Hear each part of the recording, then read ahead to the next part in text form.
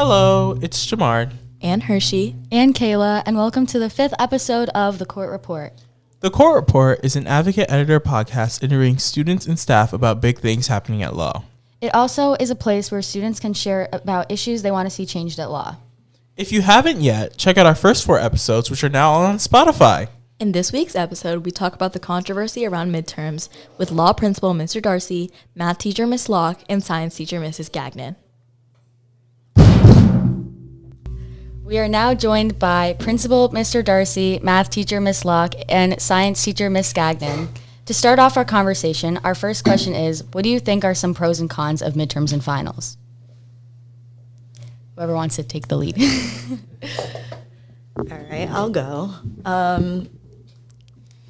I think that some of the pros are like preparing for like test taking and giving like test taking skills, being able to show like what you know or even show what you don't know, so then we can kind of restructure what we need to do to see how to help you better perform in those aspects. I guess the con, like it can take time away from more learning, I guess, if we use that time for lessons and everything like that. But mainly I think like it definitely does help prepare for college and all those times where you're going to have tests and not have retakes and all of that stuff. So I 100% agree with that. I think it's obviously like a con for students is like it's obviously a stressful time. We have 8 midterms and 8 finals, all like 2 each day, like no breaks really. And that's like obviously a negative part of it. But it's also important that kids are able to take assessments and they're able to sit down and take 2-hour tests and quizzes, because not only do you have to do that in college, but you just have to be able to do that like in life. You have to be able to sit down and focus for more than 30 minutes at a time. Yeah, I would agree. Being that I give projects for some of my classes, but other classes take exams, I think for those students that do go off to college, being able to sit down and focus for that duration of time, because a lot of higher level classes in college do still give exams and they need to know how to prepare for it. Yeah, I think it's like important to also like when you're a freshman in high school, midterms seem so hard. Like for me, like midterms seem so hard, finals seem so hard, and I have older sisters and we talk about like it kind of gets easier throughout the years. It gets easier because you become better at taking those tests, which is a result of having midterms and finals, which is an important skill to have. Yeah, and I agree. Well, sorry, I don't know how loud it is. My apologies, everyone. You have to push them a little farther. Only my second time on the podcast. You know, you guys are more professional. But I agree with everything everyone is saying. I think, push the mic a little farther. Got it. I'm louder than other people. We'll cut that part out. Is that better? So, coach speak, right? So I guess 100% agree that it teaches people skills like to persevere through a challenging item, no matter what the subject area is. The only, like the big picture issue that I've always sort of had with exams when I was teaching and even now and even when I was a student, to be honest with you, is the expectation that at this set time, you need or should know this. So it makes it seem as if every individual in every class in mid to late January has to know this. But to Ms. Loch's point and to Mrs. Gagnon's point, the point of any sort of assessment is for us to then figure out how to adjust. So that's always been my thing, is like, why does it have to be this time that this has to be the expectation? Because for a lot of students and just anybody, that's not real life. But if you're talking about preparation for focus and reliability and all those sort of things we're trying to teach you anyways, that's where definitely midterms, final exams come into play. And luckily here at law, the classes that still have those formal exams are the ones who are likely going to have those formal sort of exams when you go to college. But a lot of people are doing a lot of projects and things too these days, which is completely different than when I was a student. When I was a student, every teacher gave a test, and that was the expectation. When you were a student, we'll talk about this later too, but how was the weighting of midterms and finals on your overall grade. As well as the timing as well, like the time periods that you were taking them.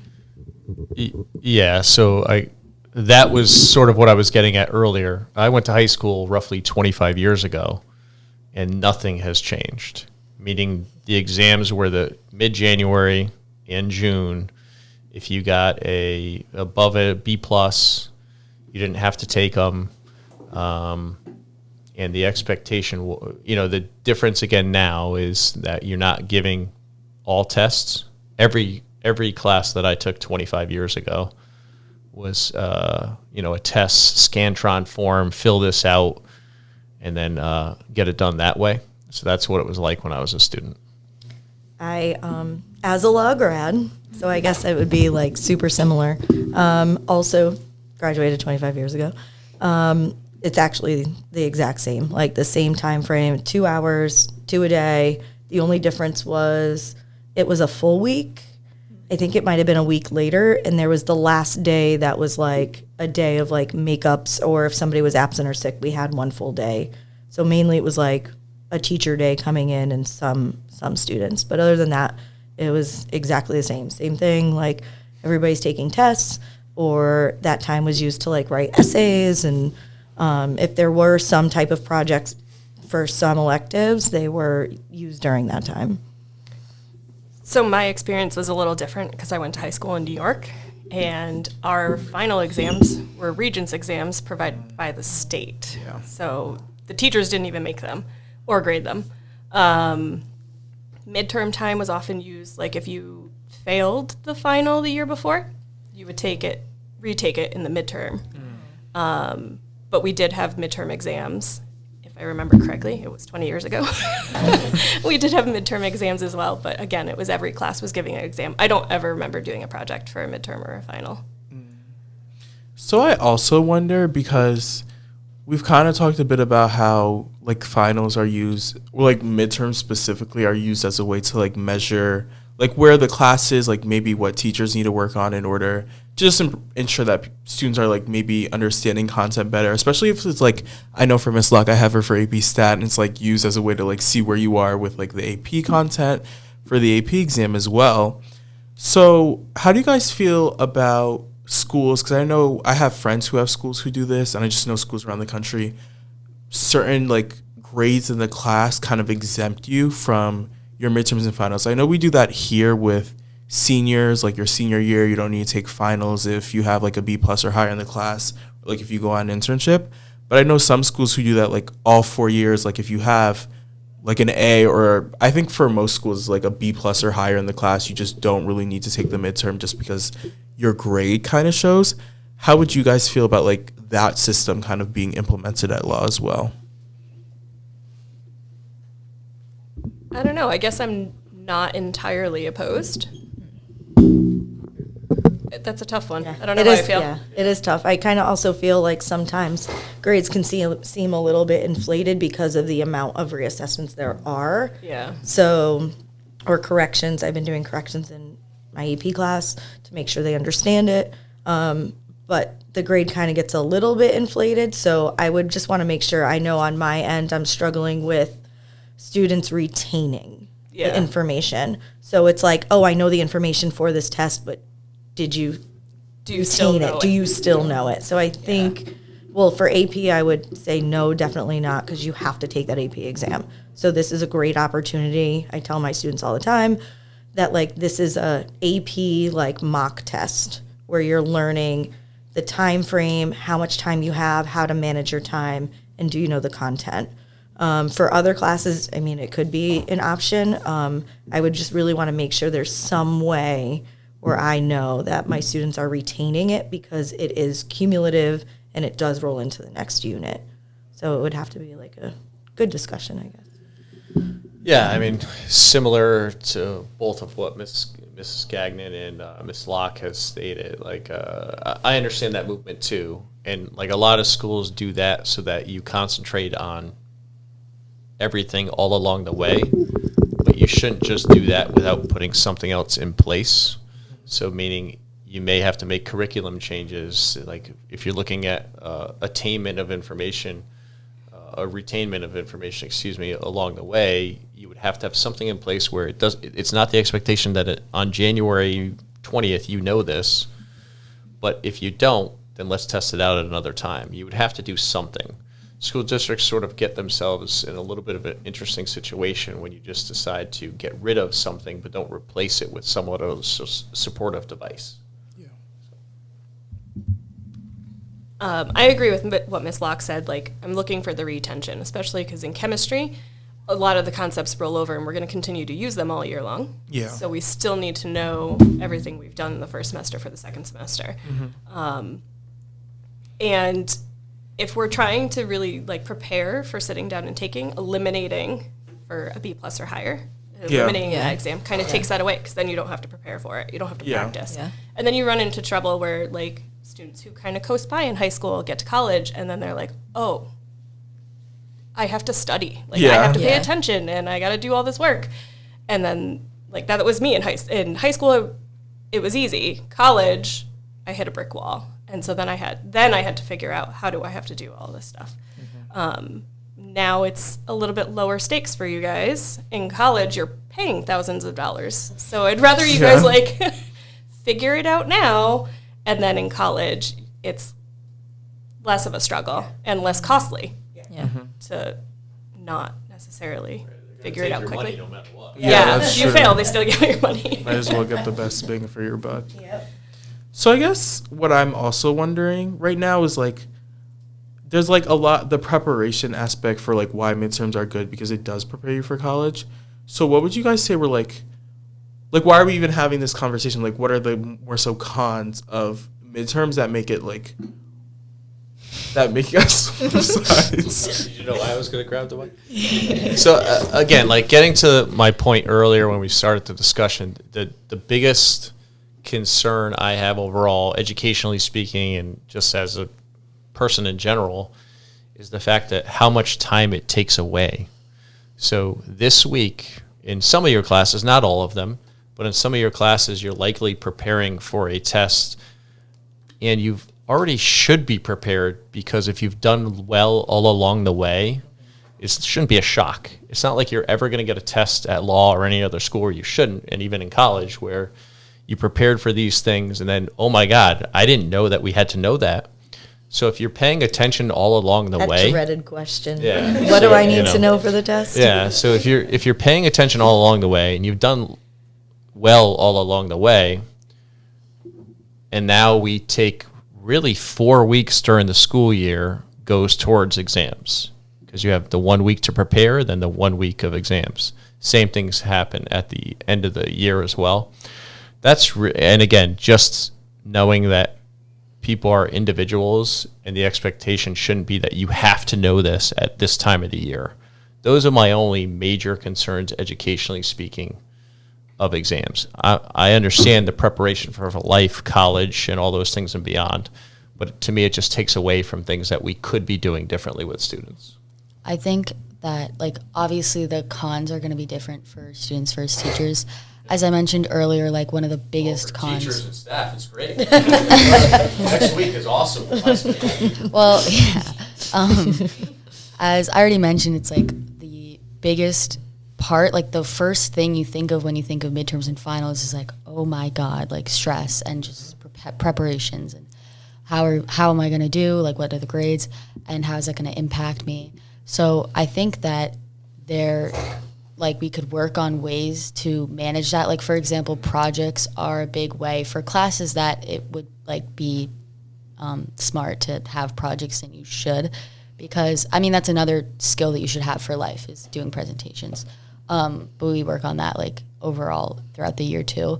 But I think that like there are definitely ways to manage the stress. But that's the biggest con for us is like how is it going to impact us? I was just going to say, to like lead off of what you were saying with the stress part, I think it also kind of helps you to learn how to like manage time and how to cope. I think some of the things that we kind of lost along the way is like coping mechanisms. Like, what options do we have when there's that stress? How do you learn like now, oh my gosh, I have these 2 tests back to back. what do I do? How do I cope? And so that this way later in life, if there's like a job you have and you have this big presentation or you have this big project and you need to bring it forward, like what did you learn previously to help you cope with what you're doing later in life? So I think there's like that con, but then there's like a silver lining within that con. I know a lot of teachers do hybrids where it's like they do projects as well as like a shorter, smaller multiple choice test or just a shorter amount of questions in a test. And I think that's a lot helpful as well because it touches on both subjects. Do you have anything to say? Yeah. I also think like part of the reason why midterms, we kind of touched upon this, I think, on like the SEL episode, but like why like the cons of midterms I feel like for students is the stress is just because I feel like sometimes like we kind of get in our own head with like what a test is. I feel like I feel like oftentimes like you have people like do bad on a test and like I feel like the definition of doing bad is like so relative on who it is, just because I know some people who'd like flip out if they saw an A-, and I know other people who'd like jump for joy if they got the same A-, but We know those people too. yeah. But I think like the con is just like I feel like part of the reason why midterms are just this like big thing in our heads is just because I feel tests often have gotten to a point where it's like, oh, I do bad on this test. It's kind of the end. It's like it's the end all be all sometimes. Like it feels like it's the end of the world when it really isn't. Like it's just 1-2 hour test that you sat for in high school. I also think part of it might just be the waiting as well, because I just realized we were talking about this a few weeks ago as well, just like some of the stress is part of the waiting, just because even if you do well on a test, like say you got a B, which is an amazing score to get on a test, it might still like affect your final grade. So I feel like that's part of the stress that plays in as well. I was going to say, like, the reason students, like, for example, me, the reason students feel like getting a B+ or an A- on their final is their end-all be-all is because sometimes it kind of feels like it is. Like, having one test that's worth 10% of your overall grade, that means if I, worst case scenario, get, like, a 80 on it, that could bring my A+ down to an A, or my A to an A-, or my A- to a B+, and then boom, I don't get high honors. And like, I know it's like rambling, it's beginning to feel like I'm catastrophizing. I think that's the word. I don't know. But it's just like, it's easy for students to feel that way when this one test that they sit for 2 hours does have that large of an impact on their overall grade. There's so many things. One of the things I was thinking with that is it kind of prepares you in college. Sometimes your biggest, like 50%, 60% is tests. So that 10%, if we can start here and teach you guys to see the impact that even that 10% can have, like, and learn how to prep and learn how to push forward with that. The other thing I'm also thinking is like everything is like grade. And one of the things I'm always trying to push is like, do you know the content? Like, oh, I want an A. Well, do you want the A or do you want to know the content? So I think part of that also is like, what's the purpose? Is it the grade? Like, what's the end result we're looking for? Is it the grade, or do we want to know like what you know? And I think at the end of the day, any teacher, like, we know our students, we know how you are, we know how hard you work. So if that, grade was like B+, and at the end of the year, like, I see all of my like all of the work and what they're doing, and they're coming for help or asking questions, like that B+ might not be that B+ at the end of the year. Sometimes it's holistic. And I think, like, students sometimes don't understand that. They think like it's just the grade, but we see so much more. And we see like capabilities, and we see like we try to push you or challenge you. So there is more of that preparation of so many other things, and that we want to focus on. It's not always just about the grade, but what goes into that grade, if that makes any sense. I think that was very well said. Our next question is kind of going in from that. It's, do you feel it would be more beneficial if you made them weighted less? For example, making them 5% instead of 10%, or making them weighted as quarter grades? So, I guess I'll try to take a stab at that one. So again, I think this is educational grading sort of issue or concern that's been around, honestly, for 75, 100 years, and I'm not exaggerating with that. It's just what Miss Locke and Mrs. Gagnon were just discussing, is that at the heart of any assessment we give, it shouldn't be about the grade. It should be about the learning. But at the end of the day, you still get a grade. So it sounds like I'm speaking out of two sides of my mouth, and I sort of am, because that's the reality that we live in. You have to try to balance those things out. The only way that we can do that as educators is have honest conversations with all of you. Is at the end of the day, your B, you might have had to jump through all these different hoops to get to that B. It's what you did along the way. And that's real life, where I might coast through and get an A because I can apply my knowledge and who I am mathematically speaking. We're talking about math and science here with with two wonderful educators I have sitting on both sides of me. Whereas another student, it might be more challenging for them, or vice versa. Those are the conversations we have to have as educators, and to make sure that it's not an overemphasis on this grade, it's how you got to that grade that is a lot more important. Yeah. And I think I I'm so torn. I'm always towing this line of being on either side. I think the 10% versus the 5% is a slippery slope, because you've got, and even with the 10%, we've got students who will wait it out and be like, oh, nope, it's not even worth it to come in and take it. Yeah. So I'm going to blow it off. So if you reduce it to 5%, then that's making that worse and making that number a lot higher. Mm-hmm. But I think we need to have some kind of weighting. I don't know how I feel about the in the quarter versus out of the quarter. I don't know how that would. Yeah, you can do stuff like that. Yeah. Some districts do that. Right. Well, I think that would that would make it weighted less on your overall grade to make people worried about that, but it would still have a huge, if you don't take it, that's a 0, that's going to bring your quarterly grade down quite far, and then it'd bring your overall grade down. Yeah, but I think it would. The quarter grade, it would weight pretty heavily on and that. And then the quarter grade is weighted more. I feel like a couple years ago, or maybe more, maybe it was right before COVID, they did include it at one point in the quarter, and that was rough for some kids. All of a sudden they're it's in the quarter. Yes, they had other things to balance, but if they were already struggling with some of the content, they felt better knowing that was 10%. Yeah, it was double whammy if it was in there.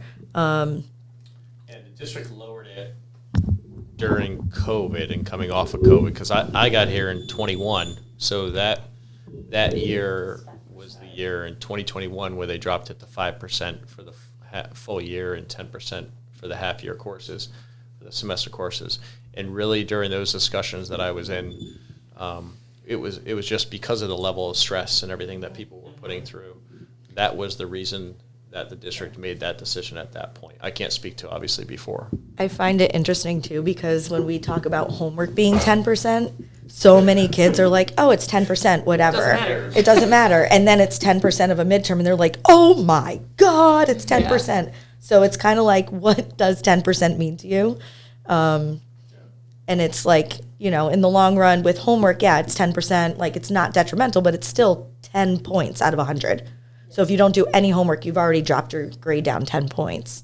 So on the midterm, I just find it really interesting. It's what you find as students being oh, 10%, and then, oh, 10%. Yeah. I never even thought about that. That's a good point. I feel that results from most kids see homework as something that they can, it's there's so much homework throughout a quarter that's also impactful, because you can miss one homework, oh, it's only 10%, but do the other one. But this, it's one thing. You have 2 hours, it's one thing, and if you do bad, you don't get another homework to make it up, because that's over. I feel that probably is why it's a different perspective. I feel I'm also kind of torn as well, just because I am a senior, next year I'm going to college, so it's kind of as much as I would want, because I feel oftentimes I do wish oh, we didn't have midterms, or they were just projects, or they were in the quarter grades, because I often hear those horror stories of oh, the professor didn't let me in, like the class, they like don't let you in. It's just like that's like not what high school is. So I feel like you could kind of see both sides, but I feel like it's also important to recognize, like, in your high school years as well, like, teachers aren't trying to, like, root against you, if that makes sense. Like, they're not in it to, like, be like, I want, like, this. Like, I feel like there's no real teacher, like, maybe in college, but in high school specifically, there's not a teacher that's like, I want no kids to, like, do well in my class. Like, they're not going for that. And, like, push come to shove, and I realized that it happened in chemistry, like, my sophomore year often. But, like, if, like, people just didn't do well, like, there was some kind of accommodation there in order to, like, ensure that everyone didn't have awful grades. Like, I remember the test right before winter break with chemistry sophomore year. It was literally the day before winter break just because of things that happened with, like, people being sick, and it had to be curved, and then the midterm had to be curved.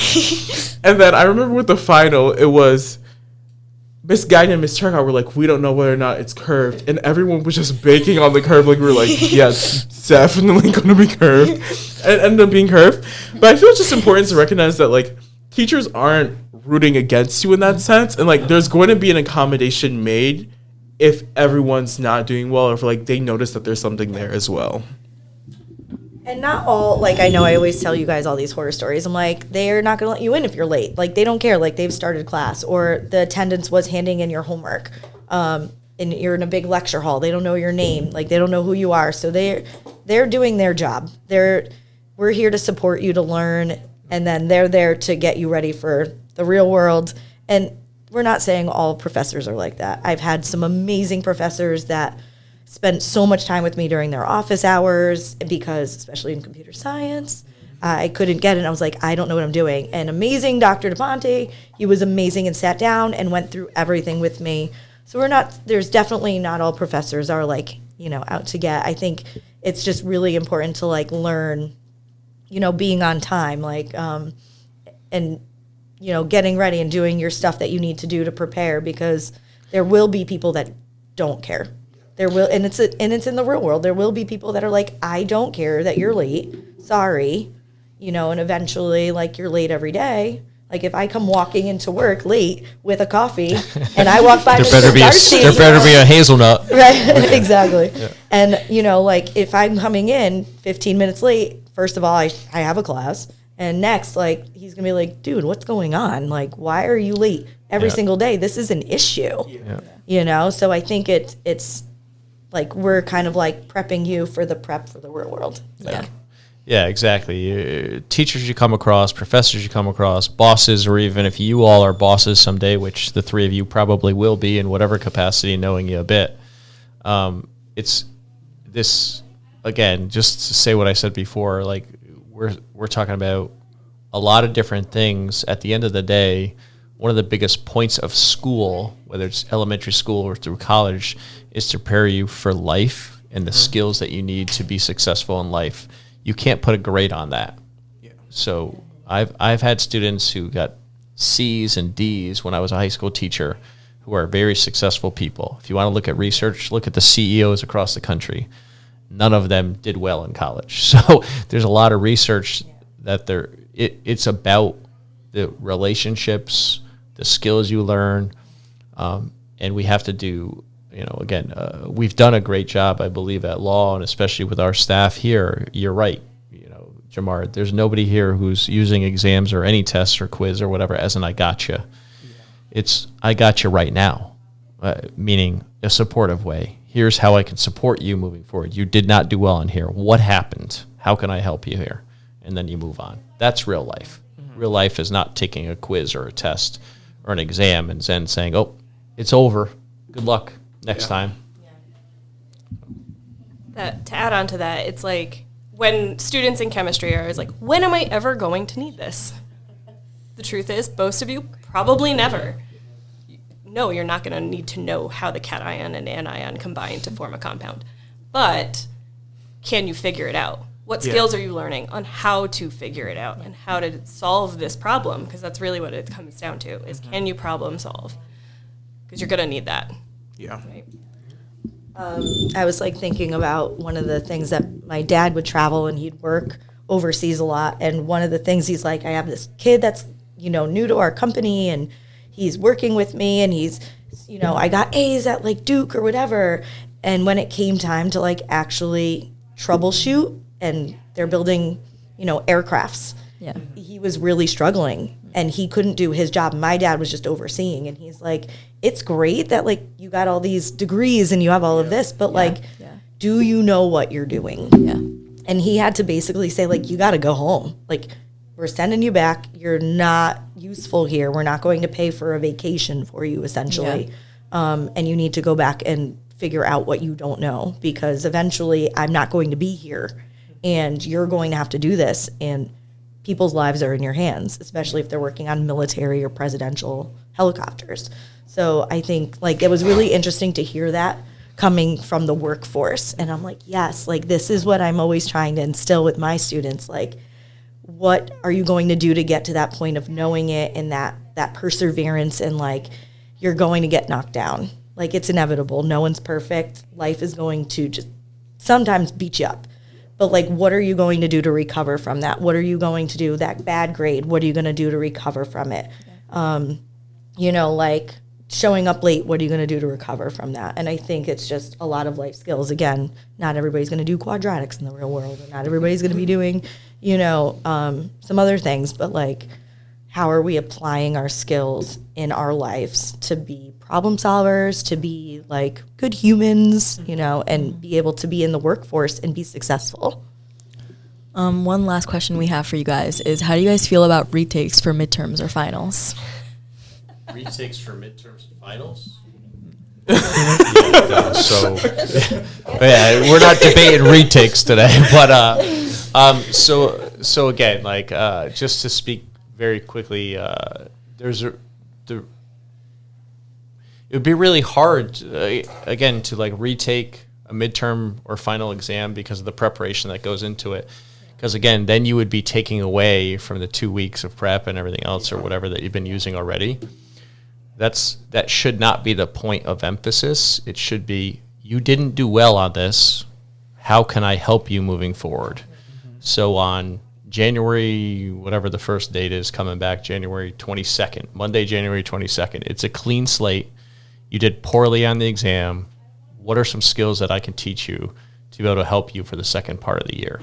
That is a lot more powerful than saying, oh, you got a 20 on the exam, so I'm going to allow you to retake it now because then we're going to go back and add it to the 10%. It does the same thing. It puts an emphasis on the grade more so than the struggle to get better or grow.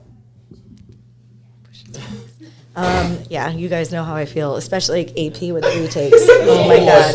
I am drowning in retakes.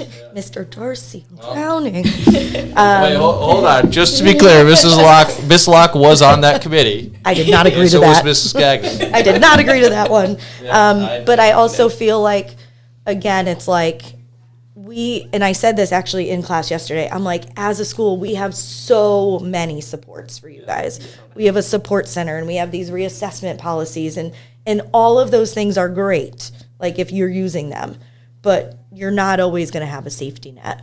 So at some point, how do we support you, but also teach you there's no safety net today?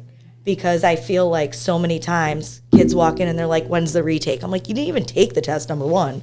Or like, I gave you corrections. Like, can I do the retake? I'm like, I didn't even put the corrections in yet. So I think like we have this mindset of always having the safety net, and there's just going to be in life like no safety net. You're walking on that tight wire or high wire or whatever, and there's nothing underneath you. So how can we start with something so small as that 10%?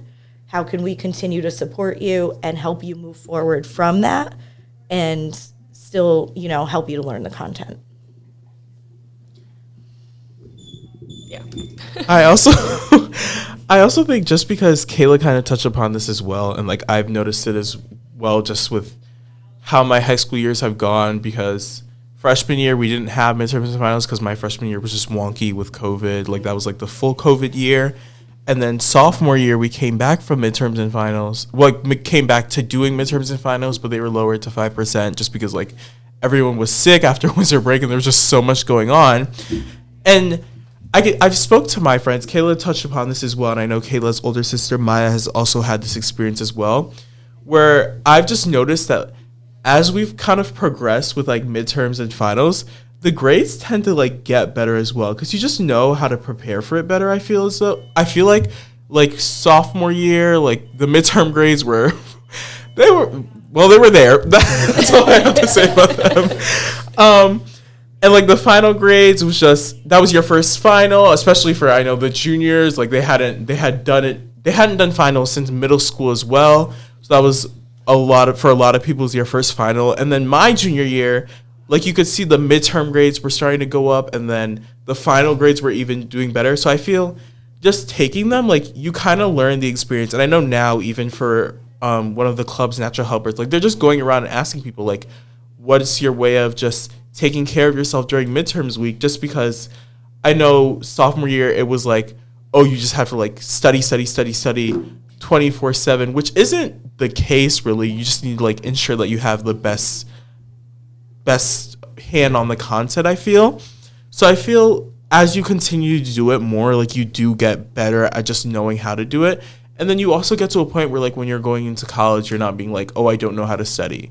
Because I've heard that concern as well, where like people have literally gone into college and they've done excellent in high school. Like it's not just people who might have struggled in high school. It's also some people who are like the top 10 valedictorian, salutatorian, and then they get to college and they're like, I actually don't know how to study. Like I don't know how to do this content as well. So I feel just taking them more and more will help you get to a point where like you kind of know what you're doing with that as well. Yeah, it's just like anything. Practice, you're going to get better at it. So the more you do it, the more you have to struggle through it and figure out how to manage, the better off you're going to be. Speaking like you said, my sister and I were very different students in high school. High school was easier for me, so I didn't have to learn study skills in high school. My sister struggled through learning how to study in high school, crying all the time. I got to college, and I was the one crying all the time. She got to college, and she did a lot better because she learned it in high school, and I didn't.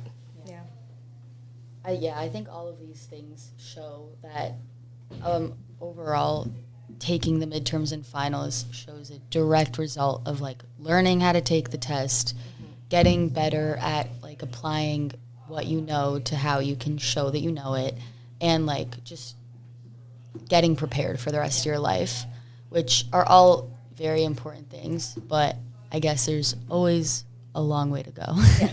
Always. There's always something. Yeah, you know? more to learn, more to change. Always. So, yeah, I think, all right. Thank you so much for joining us. That was a great conversation, and we'll see you next time. Thanks. Thank you for listening to episode 5 of The Court Report. See you next time. Bye.